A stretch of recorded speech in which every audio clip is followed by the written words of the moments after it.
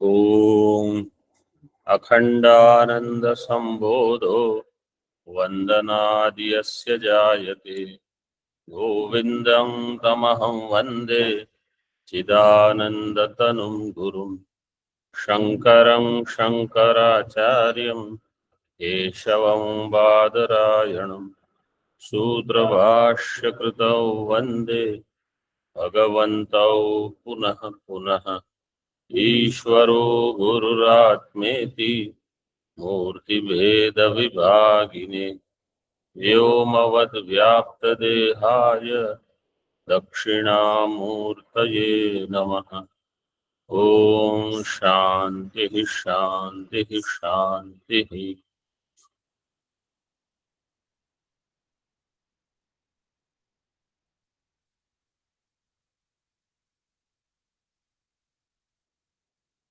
168 श्लोक हमने देखा था।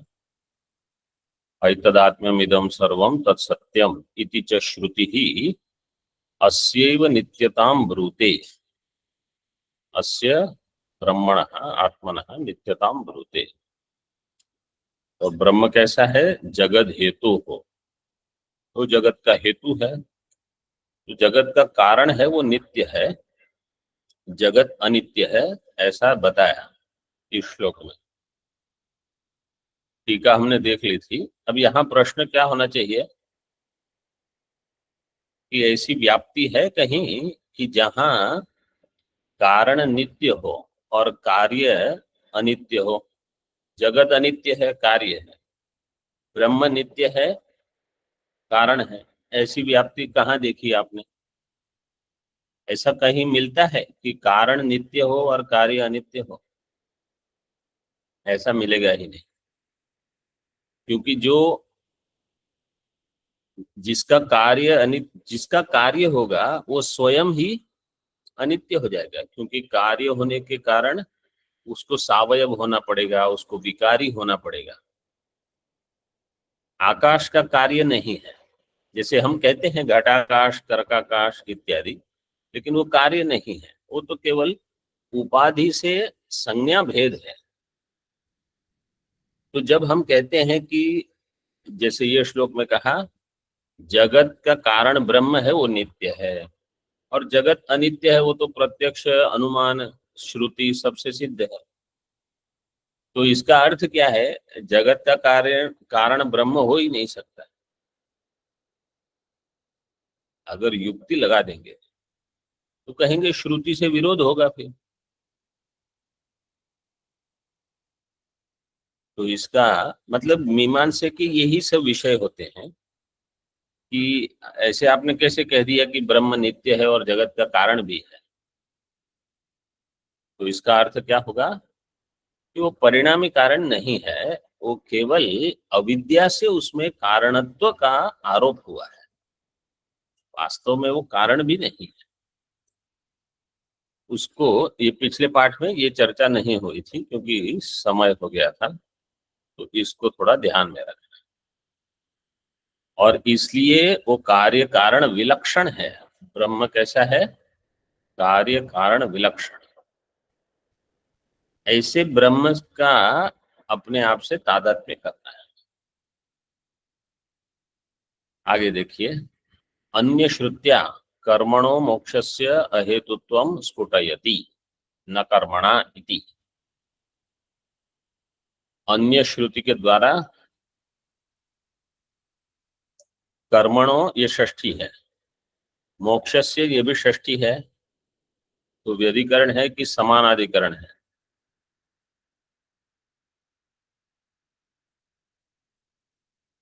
व्यधिकरण, क्योंकि कर्मणः और मोक्षस्य, मोक्षस्य अहेतुत्वम, कर्मणः और मोक्षस्य समान अधिकरण नहीं होगा। देखो श्लोक देखेंगे तो समझ में आ जाएगा। न कर्मणा न प्रजया धनेनेति स्वयं श्रुतिः कर्मणो मोक्ष हेतुत्वं साक्षादेव निषेधति।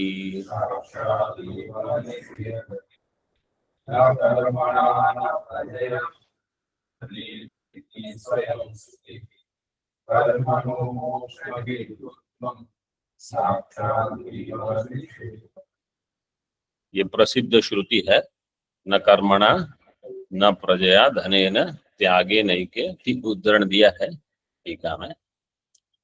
त्यागे नैके अमृतत्व मानशु।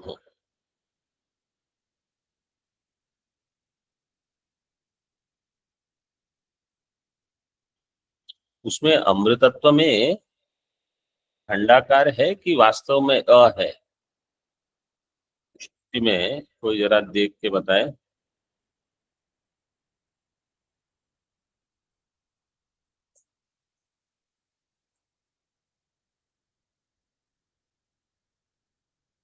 क्योंकि इसका पाठ तो ऐसा ही होता है, न कर्मणा न प्रजा धनेन त्यागे नैके अमृतत्व मानशु, लेकिन वहां क्या नहीं, खंडाकार नहीं, अलग दिया है। ये कहाँ देख रहे हो आप? तो मंत्र पुष्पम में देख लीजिए। तो कोई किसी ने कुछ डाल दिया है, उससे कुछ नहीं हुआ। ठीक है, ऑनलाइन अगर कोई देख के बताए। न कर्मणा न प्रजया धनेन, तो इसमें जो दूसरी पंक्ति है, कर्मणो मोक्ष हेतुत्वम, कर्म का मोक्ष हेतुत्व निषिद्ध किया है, श्रुति ने उसका निषेध किया है। सो कर मोक्ष हेतुत्व का समास क्या होगा? मोक्षस्य हेतुत्व। कर्मणः षष्ठी है, मोक्षस्य भी षष्ठी होगी, लेकिन वो तो कैसे हो जाएगा, जैसे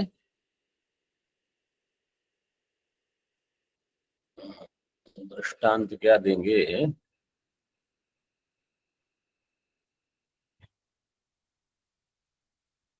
अगर ऐसा कहोगे रामस्य भ्रातोः गृहम, तो समान अधिकरण हो जाएगा, क्योंकि जो राम है उसी के भ्राता के बारे में बता रहे, वहां भी व्यधिकरण हो जाएगा। रामस्य भ्रातुः, गृह है भ्राता का, राम का नहीं है। राम का तो केवल भ्राता है, ये व्यधिकरण का दृष्टांत हो जाएगा। रामस्य भ्रातुः गृह।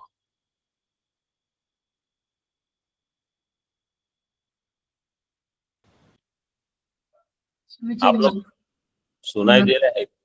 Yes, Swami. Mantra Pushpam, it is given separately. न कर्मणा न प्रजया कैवल्य और महानारायण, कैवल्य उपनिषद। महानारायण में देखते Same thing, Swamiji. Mahanarayana Upanishad also separate. हैं। ठीक है। ओह, त्यागे नहीं के अमृतत्वम, खंडाकार नहीं दिया है, अलग से अमृतत्व, तो छांदस प्रयोग जैसे किया है।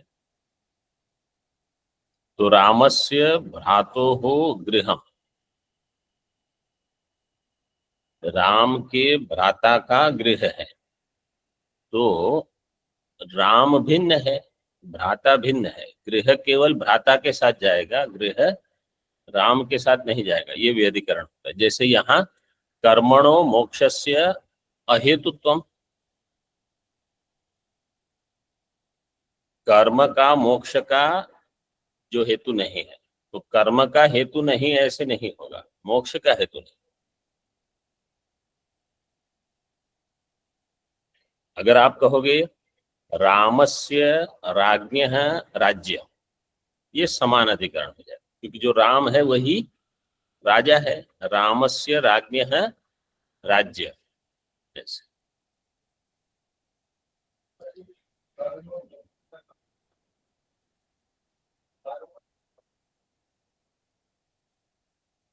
कर्म और मोक्ष, कर्म और मोक्ष एक अधिकरण में नहीं रहेंगे ना। हाँ,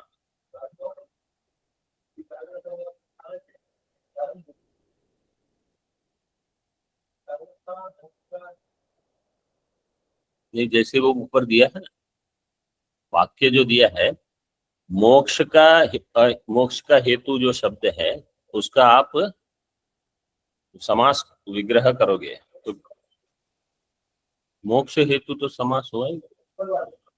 हाँ, ऊपर वाले में कर्मणो मोक्षस्य अहेतुत्व व्यधिकरण, क्योंकि मोक्ष का अहेतु है। जो मोक्ष का अहेतु है वो कर्म का अहेतु नहीं है। जैसे जैसे हमने कहा रामस्य राज्ञः राज्य, ये समान है, क्योंकि रामस्य राज्यम राज्ञः राज्य, दोनों के साथ ये राज्य पद चला सकता है। कर्मणो मोक्षस्य अहेतुत्व, तो ये मोक्षस्य के साथ ही जाएगा। मोक्षस्य अहेतुत्व, कर्मणो अहेतुत्व आप नहीं कह सकते।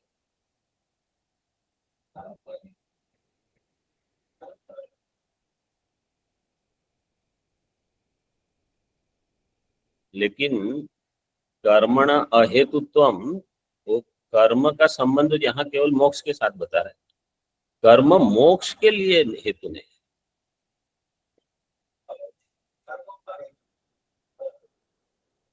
हाँ,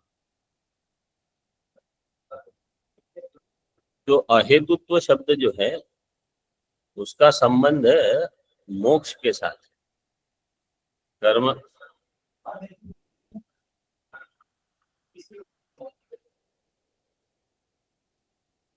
मेरी समझ में तो वो व्यधिकरण है, मतलब समान अधिकरण तो तब होगा जब दोनों पद है ना वो एक ही अधिकरण को बताए। यहाँ कर्म और मोक्ष एक अधिकरण को नहीं बता रहे हैं, वो अलग अलग व्यधिकरण, अलग अलग अधिकरण को बता रहे हैं।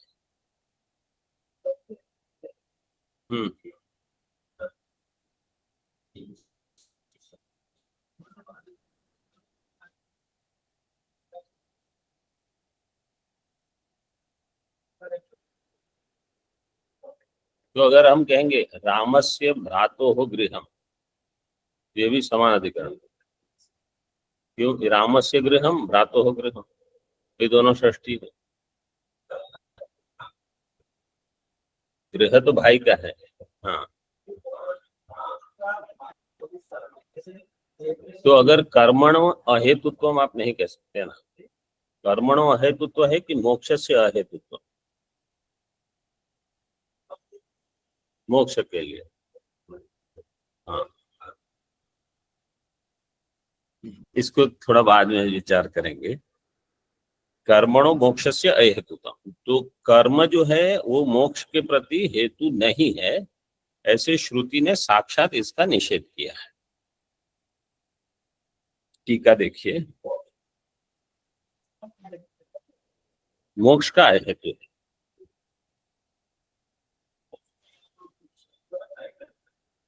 तो प्रत्यय इसके तो मोक्ष से दिया है।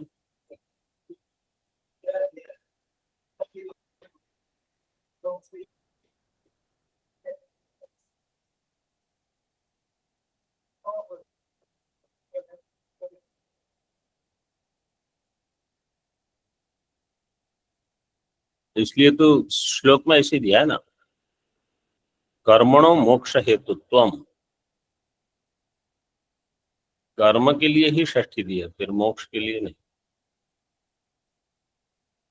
न कर्मण, इसका अर्थ क्या है कि कर्म प्रजा धन इत्यादि सारी जो चीजें हैं जिससे आपको अनित्य वस्तु की प्राप्ति हो जाएगी, श्रुति इनका मोक्ष के लिए कोई साक्षात उपयोग नहीं देखती।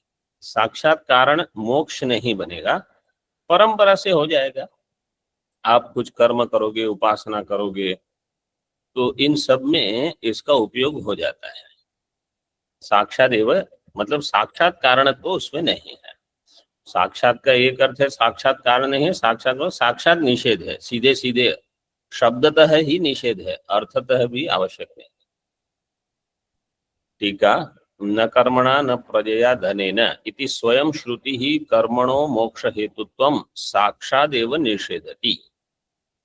श्रुति कर्मणो मोक्ष हेतुत्वं साक्षादेव निषेधति। ये श्रुति दो उपनिषद में आती है। मुख्य तो महानारायण श्रुति है, ये कैवल्य में भी ये श्रुति देखी जाती है। त्यागे नहीं के अमृतत्वम आनशुहु, आनशुहु में धातु क्या रहेगी?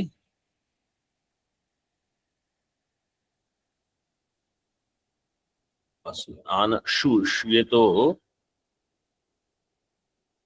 दंतव्य नहीं, दंत सकार नहीं है ना, असुक्षेपण से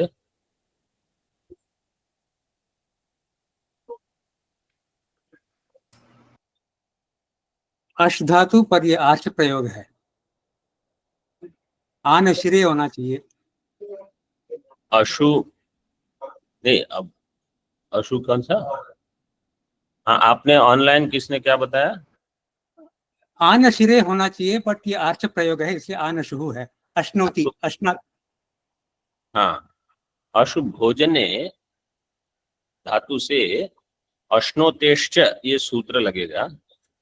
हाँ, और उसमें नुट आगम आएगा।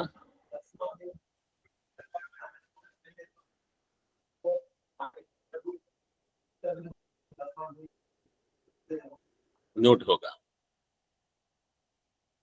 आनशु। आनशु का अर्थ है प्राप्ति, मतलब हम भोजने का अर्थ है कि उसका भोग करना, अमृतत्व की प्राप्ति। अमृतत्व की प्राप्ति कैसे होगी? न कर्मणा न प्रजया, धनेन का अर्थ है न धनेन, सब तृतीया में है। तो कैसे होगी? त्यागेन एके, केवल त्याग से अमृतत्व की प्राप्ति होगी, ऐसा श्रुति कहती है।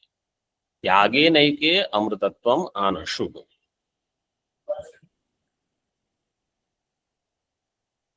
हाँ, कि प्राप्त किया था। हाँ, एक एक अर्थ है ये चीज ऐसे। हाँ, कि किसी लोगों ने ऐसे। तो त्यागेन के अर्थ, एक आनशु। त्यागेन का अर्थ क्या है कि त्याग किसका करना होगा? त्याग करना होगा ये जो अहम मम प्रत्यय बने हैं, ये मैं हूं, ये मेरा है, इन सब का जो त्याग है वही मुख्य त्याग होगा। मतलब छोटी छोटी चीजों से आरंभ हम करते हैं, घर छोड़ दिया, नाम छोड़ दिया, जो भी संबंध छोड़ दिए, अन्य कुछ व्यवसाय, सब कुछ छोड़ दिए। लेकिन जब तक ये अहम बना रहता है तो अमृतत्व की प्राप्ति नहीं, क्योंकि वही सारे अनात्मा का मुख्य विरोधी है। अब सारे अनात्मा का प्रतिनिधि है, विरोधी नहीं, प्रतिनिधि। क्योंकि अगर अहंकार है तो सब आ जाएगा, फिर ये मेरा, फिर वो मेरा, ऐसे। इति महानारायण श्रुति ही, ये महानारायण श्रुति तैत्तिरीय आरण्यक का 10वां अध्याय है। तैत्तिरीय आरण्यक का 7, 8, 9 जो है वो है तैत्तिरीय उपनिषद, जिसको हम पढ़ते हैं 3 अध्याय, शिक्षावल्ली, ब्रह्मानंदवल्ली और भृगुवल्ली। और 10वां अध्याय ये है महानारायण श्रुति, महानारायण उपनिषद। उसमें बहुत सारी चीजें, उसमें से एक श्रुति उद्धृत की है। इति महानारायण श्रुति ही कर्मणो मोक्ष हेतुत्वं स्पष्टतया निषेधति। ये श्रुति मोक्ष हेतुत्व का निषेध करती है। तथा च न प्रजया न धनेन वा मोक्ष प्राप्ति आशंका कर्तव्या। इसी प्रकार प्रजा, धन, तो इनसे किसकी प्राप्ति होगी वो भी बृहदारण्यक में कहा है। देखिए, सोयम मनुष्य लोकः पुत्रेणैव जय्यो नान्येन कर्मणा, कर्मणा पितृलोको विद्या देवलोकः। पुत्र का, प्रजा का अर्थ है पुत्र, पुत्र से क्या प्राप्ति होगी? मनुष्य लोक की प्राप्ति हो जाएगी। जय्यो, जय्यो में क्या सूत्र लगा है? क्षय जय्यो शक्यार्थे। स्वयं मनुष्य, पुत्र से इस लोक की प्राप्ति तब होगी जब वो पुत्र वेद आदि अध्ययन करेगा, कर्म करेगा, वैदिक कर्म करेगा, फिर आपको आपके कर्म वो ले लेगा। मतलब आप जो कर्म कर रहे थे वो कहेगा अब मैं प्रतिनिधि रूप से करता हूँ, फिर आपका श्राद्ध इत्यादि करेगा, तब आपको मनुष्य लोक मिलेगा, नहीं तो नहीं।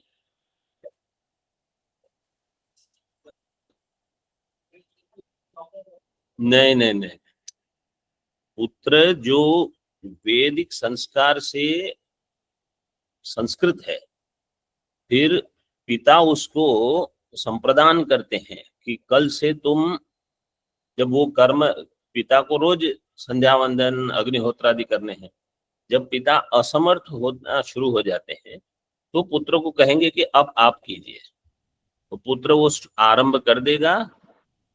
फिर पिता की मृत्यु के पश्चात जब पुत्र उनका श्राद्ध आदि कर देगा, फिर उस पिता को पुनः मनुष्य लोक की प्राप्ति हो जाए, कम से कम मनुष्य लोक मिल जाएगा। अगर उन्होंने बहुत सत्कर्म किया है तो पितृलोक आदि मिलेंगे।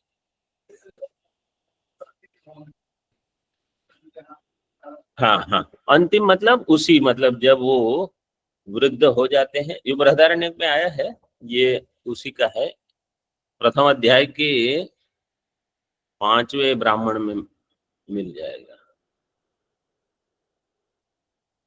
और अगर उस व्यक्ति ने बहुत सारे कर्म किए हैं तो पितृलोक की प्राप्ति होगी, कर्म सहित उपासना की है तो देवलोक की प्राप्ति। इति श्रुति ही कर्मणः फलम लोक प्राप्तिम ब्रूते, कर्म का फल लोक प्राप्ति है, मोक्ष है। कैवल्यम मोक्ष फलम ब्रह्म ज्ञानादेव नान्यथा इति अन्वय व्यतिरेकाभ्याम श्लोकद्वयेन वक्ष्यति। कैवल्य जो मोक्ष फल है वो ब्रह्म ज्ञान से ही होगा, अन्यथा नहीं।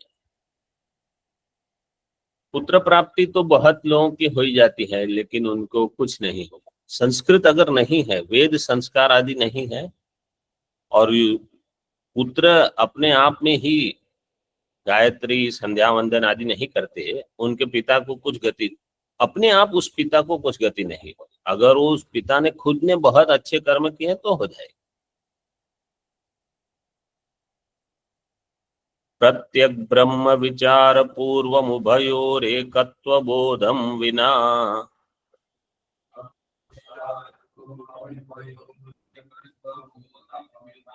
कैवल्यं पुरुषस्य सिद्ध्यति पर ब्रह्मात्मता लक्षणम्।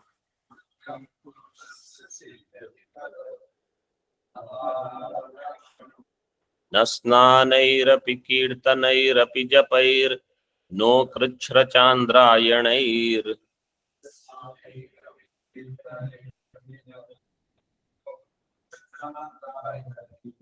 No वाप्यध्वर यज्ञदान निगमैर् no मंत्रतंत्रैरपि।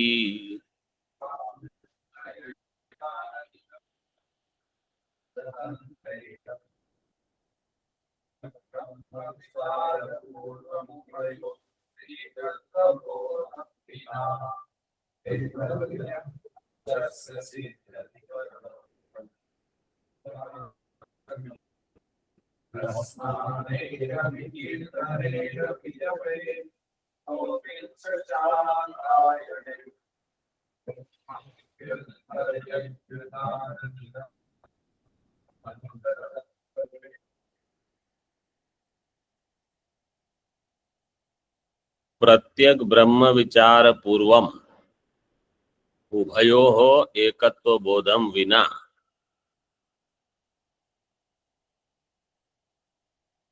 परब्रह्मात्मता लक्षणं कैवल्यं पुरुषस्य न स्नानैरपि न कीर्तनैरपि नो जपैर् न कृच्छ्रचान्द्रायणैर् नो वापि अध्वर यज्ञ दान निगमैः नो मंत्रतंत्रैरपि सिद्ध्यति। परब्रह्मता परब्रह्म आत्मता लक्षणम कैवल्यम, कैवल्य का लक्षण किया। परब्रह्मता लक्षणम कैवल्यम पुरुषस्य प्रत्येक ब्रह्म विचार पूर्वम उभयोः एकत्व बोधम विना न सिद्ध्यति। एकत्व ज्ञान के बिना, ब्रह्मात्मा ऐक्य बोध के बिना नहीं होगा। न स्नान ही, केवल स्नान, कीर्तन, जप, कृच्छ्र, चांद्रायण, अध्वर, यज्ञदान, निगम, मंत्र, तंत्र, ये किसी से नहीं होगा। मतलब यहाँ जो अन्य साधन है उनकी निंदा नहीं है, उनका एक सीमित क्षेत्र है। स्नान आवश्यक है, हम गंगा स्नान करते ही हैं, या तो आप वहां जाके स्नान करो, गंगा जल लेके आके स्नान करो, अभिषेक करो भगवान को। कुंभ के लिए कितने लोग इकट्ठे वहां जाके स्नान किए सब। तो स्नान का अगर महत्व नहीं होता तो वहां क्यों जाते इतने लोग। तो इनका महत्व है, केवल इनके मात्र होने मात्र से आपको मोक्ष नहीं। इसी प्रकार कीर्तन, जप, इनकी महिमा है। कीर्तन का अर्थ है कुछ पाठ वगैरह हम करते हैं,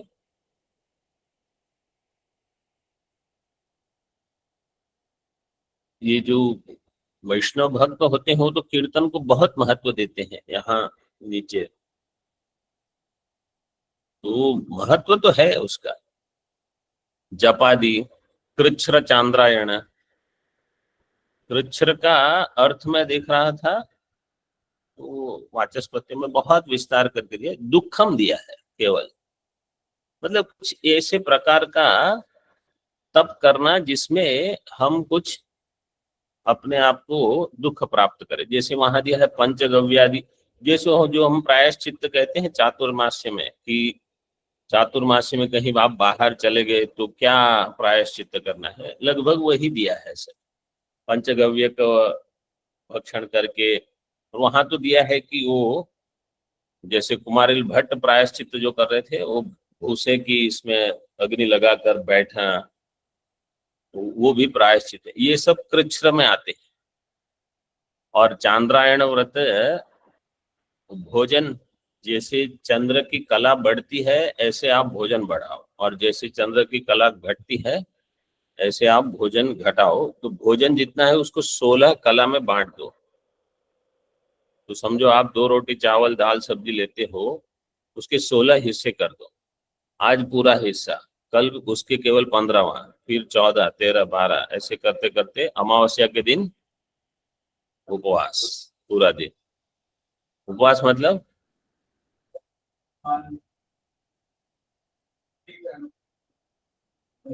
उतना क्या खाना है, हाँ, मतलब ऐसे नहीं कि मतलब कम भोजन करना, ये तप है। अथवा दूसरी पंक्ति में दिए हैं अध्वर, यज्ञ, दान। अध्वर मतलब बड़ा यज्ञ होगा, फिर यज्ञ, दान, निगम। निगम का अर्थ है यहाँ वेद पारायण, और मंत्र तंत्र, ये सारे साधन जो हैं ये परंपरा से मोक्ष के लिए उपयोगी होंगे। लेकिन साक्षात साधन क्या होगा, प्रत्यक ब्रह्म विचार पूर्वम उभयो हो एकत्व बोधम। इसका समास देखेंगे टीका में। देखिए, पुरुषस्य मुमुक्षोः ब्रह्मात्मता लक्षणम, इसका विग्रह किया है। परम, परम का अर्थ है जो सर्वातीत है। ब्रह्म के लिए परम शब्द का उपयोग हम करते हैं, ब्रह्म परम है। परम का अर्थ क्या है, जैसे कठोपनिषद में आया अव्यक्तात् पुरुष परः, पुरुषान न परम किंचित।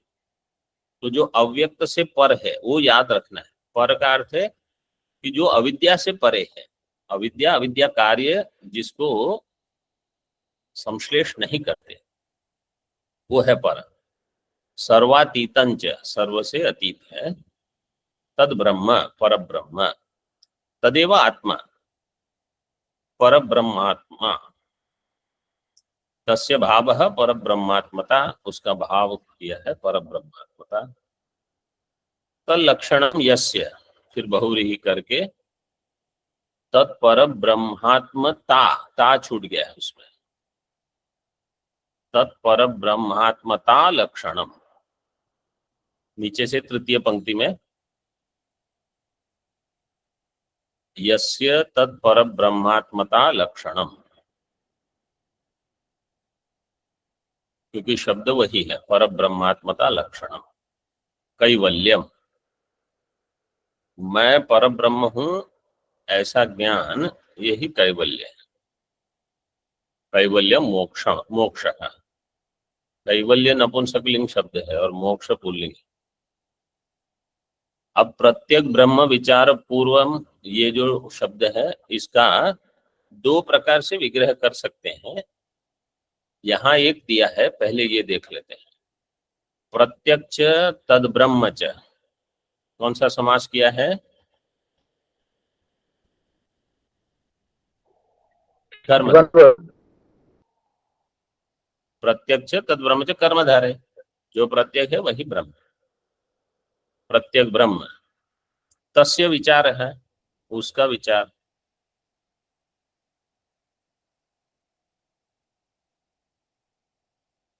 प्रत्यक्ष शब्द कैसे बनेगा? अंश अंश बताओ, और फिर उसमें क्विन प्रत्यय लगेगा। और अंशु धातु में क्विन प्रत्यय के लिए ऋत्विक ददृक अंश।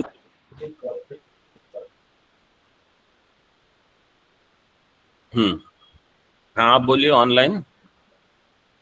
ऋत्विक ददृक, ऑनलाइन कोई बोल रहा था।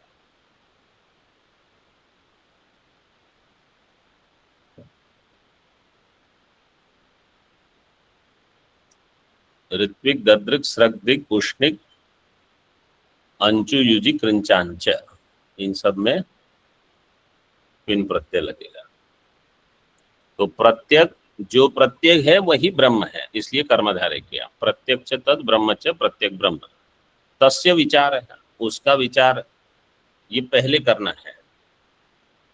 मतलब जो ब्रह्म है उसका विचार करना, जो प्रत्यक ही है ऐसे।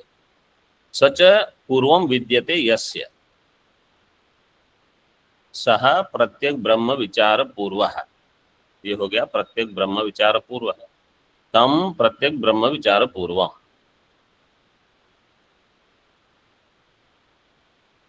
फिर आगे देखो शब्द क्या दिया है, प्रत्यग भिन्ना भिन्न निमित्तोपादान कारणस्य। प्रत्यग भिन्ना भिन्न निमित्तोपादान कारणस्य, जो प्रत्येक अभिन्न है वो क्या है? ब्रह्म। वो ब्रह्म क्या है? अभिन्न निमित्त उपादान कारण है, किसका? जगत का। तो इसलिए प्रत्येक भिन्ना भिन्न ऐसे शब्द बनाया। ऐसे ही थोड़ा बुद्धि को कसने के लिए सूक्ष्मता, जो ब्रह्म प्रत्येक भिन्न है, जो ही जगत का अभिन्न निमित्त उपादान कारण है, मतलब वही निमित्त वही उपादान कारण है। और जो माया संख्या तुरीय है, माया की दृष्टि से वो चौथा है, अपने आप में वो चौथा नहीं है। अपने आप में तो एक ही है, अद्वितीय। माया संख्या तुरीय, तुरीयस्य उभयोः एकत्व, ऊपर दिया है श्लोक में, उभयोर एकत्वम। तो उभयों से जीव का अध्याहार करके जीव ब्रह्मणो हो एकत्व बोधम, बिना ऐसे करके फिर कर सकते हैं। अथवा ये जो प्रत्येक और ब्रह्म में हमने कर्मधारय किया, उसका द्वंद्व कर दें। प्रत्यक्ष ब्रह्म च इति प्रत्येक ब्रह्मणि, ब्रह्म को नपुंसक में लिंग में लेकर द्वंद्व समास करेंगे तो जो प्रत्यक है वो और जो ब्रह्म है वो, ऐसे दो। प्रत्यक्ष ब्रह्म च इति प्रत्यक ब्रह्मणि। फिर तयोः विचार, तस्य के बदले तयोः विचार, तो दो विचार करने पड़ेंगे। एक किसका विचार होगा? त्वम पद का, जो प्रत्यक है, और एक विचार होगा तत्पद का, जो ब्रह्म है। तो तयो हो विचार है, ये हो गया प्रत्येक ब्रह्म विचार। फिर आगे जैसे है वैसे का वैसा, तो या तो कर्मधारय करके अथवा द्वंद्व समास करके। द्वंद्व में लाभ क्या होगा, अगली पंक्ति में जब हमने जीव को अध्याहार किया, जीव ब्रह्मण हो एकत्व, तो जीव का अध्याहार करने की आवश्यकता नहीं है। प्रत्येक ब्रह्मण हो एकत्व, सीधे सीधे हो जाएगा। समझ में आया ये क्या बताया? मतलब आप लोगों को तो समझ में आ ही गया, बाकी जो ऑनलाइन वाले हैं सबको ये ग्रहण हो गया। जी स्वामी जी। कर्मधारय करके और द्वंद्व करके, तो द्वंद्व में फिर जीव का अध्याहार करने की आवश्यकता नहीं। स्वामी जी आपको स्पष्ट हुआ ये समास वाला? मतलब एक पहले हमने किया कर्मधारय समास, तो कर्मधारय में जो प्रत्यय है वही ब्रह्म है, उसका तो पहले विचार करना होगा, और उसके पश्चात जीव ब्रह्म ऐक्य का ऐक्य बोध भी चाहिए, मतलब दोनों करना है। तो प्रक्रिया में पहले ब्रह्म का विचार और फिर जीव ब्रह्म का ऐक्य, अथवा पहले त्वम पद का विचार, तत्पद का विचार, और फिर इन दोनों का ऐक्य, तत्वम का ऐक्य, तत्वमसि। तो द्वितीय में द्वंद्व समास करके करेंगे। जैसे जीव ब्रह्मणो एकत्व बोधम विना, इसके बिना न स्नान ही अपि न कीर्तनैरपि न जपैर नो कृच्छ्र चांद्रायण ही व्रतै। जप है, कीर्तन है, स्नान है, कृच्छ्र चांद्रायण व्रत, तो ये बहुत कठिन कठिन व्रत होते हैं। लेकिन मुख्य तो व्रत क्या है यहाँ, मुख्य तप क्या है, अन्वय व्यतिरेक ही तप है। क्या श्लोक याद?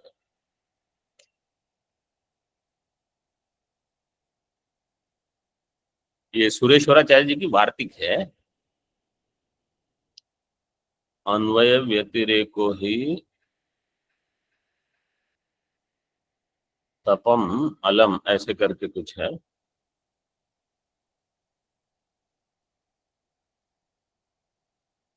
तो अन्वय व्यतिरेक है, ये मुख्य तप है। अन्य अन्य जो तप है ये सब आपको वो अन्वय व्यतिरेक को मुख्य तप क्यों मानते हैं? वास्तव में केवल एक चीज समझ लेनी, सुषुप्ति में जिसको छोड़ के मैं जाता हूँ, जो जो चीज मैं छोड़ सकता हूँ वो मैं नहीं हूँ, बस। क्योंकि उन सबका व्यतिरेक हो गया, तो ये सब मैं नहीं। अहंकार से लेकर बाकी जितनी चीजें हैं जिसको मैंने छोड़ दिया है वो मैं नहीं। तो अन्वय किसका हुआ? केवल आत्मा का।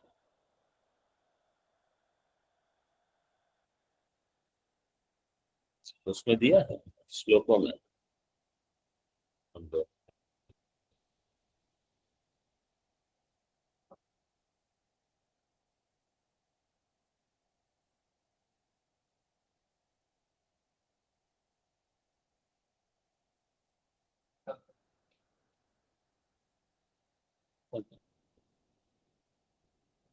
नहीं नहीं,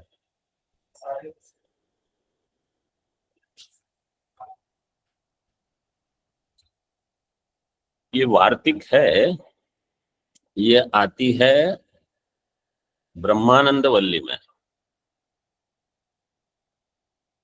ठीक है, मैं बाद में बता दूंगा आप सबको।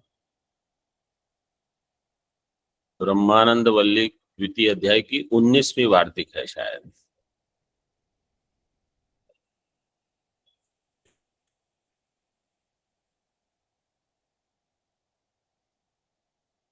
मतलब मुख्य उन्होंने वो कहा है कि आप अन्वय व्यतिरेक अगर कर रहे हो, मतलब जो बुद्धि के स्तर पर अगर आप साधन कर रहे हो, तो शरीर के स्तर पर, इंद्रियों के स्तर पर, वाक इंद्रिय के स्तर पर, मन के स्तर पर, ये सब साधन बुद्धि के साधन की अपेक्षा निम्न हो जाएंगे।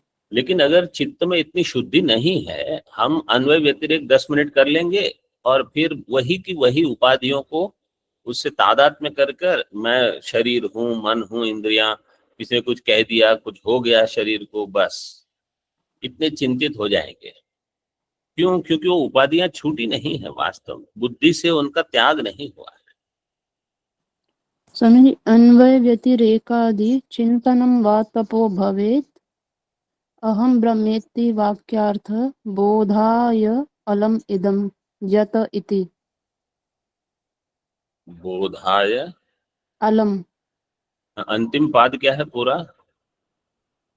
बोधाय आलम, पूरा विग्रह किए अन्वय नहीं, सीधे सीधे पूरा चलो। बोधायालमिदम यत।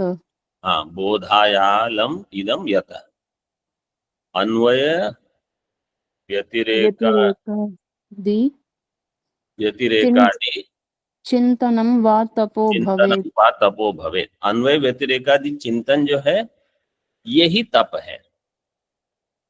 क्यों? अहम ब्रह्मेति वाक्यार्थ विचारायम, विचाराय अलम, क्या है? बोधाय बोधाया ब्रह्मेति वाक्यार्थ बोधायालम इदम यत। इदम यत।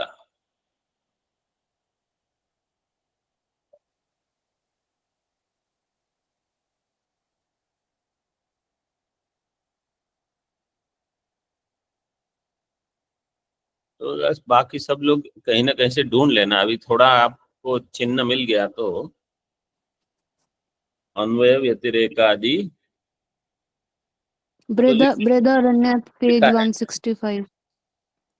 बृहदारण्यक में है 165 पृष्ठ पर, टिप्पणी में, जी, टिप्पणी 11। टिप्पणी 11। धन्यवाद। बृहदारण्यक 165 पृष्ठ, टिप्पणी 11। तो मतलब अन्वय व्यतिरेक दिन भर अगर बुद्धि में रहा और जिसका व्यतिरेक हो गया उसके प्रति वैराग्य हो, ये महत्वपूर्ण है।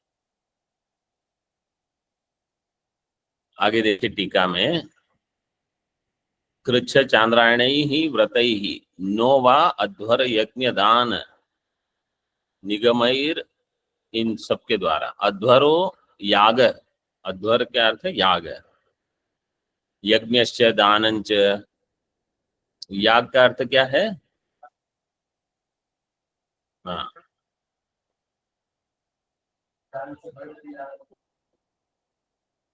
मुख्य अर्थ वही है कि आपने त्याग कर दिया है देवता को उद्देश्य करके।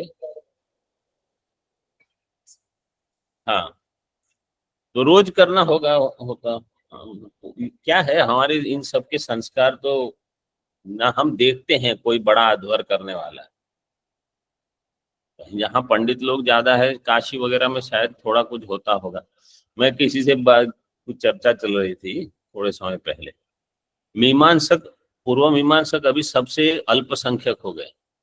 न्याय पढ़ने वाले तो फिर भी मिल जाएंगे, मीमांसा पढ़ने वाले बहुत ही कम, और करने वाले वो उनसे ही कम। ये जो पूजा करने आ जाते हैं, ये यहाँ जितने गुरुकुल में विद्यार्थी हैं वो तो सब तो मीमांसक तो नहीं है, वो तो केवल रोजी रोटी वाले हैं।